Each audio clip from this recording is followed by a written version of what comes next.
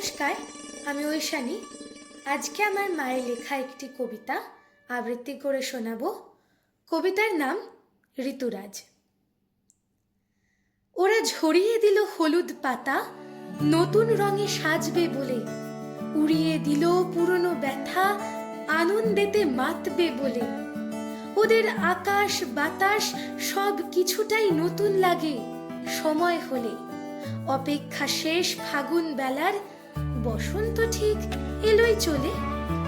রংবাহারি বাগান বিলাস ছড়িয়ে পথে, পুষ্প রথের আগমনে শয্যা বিছায় আজ ঋতুরাজ পথের পরে।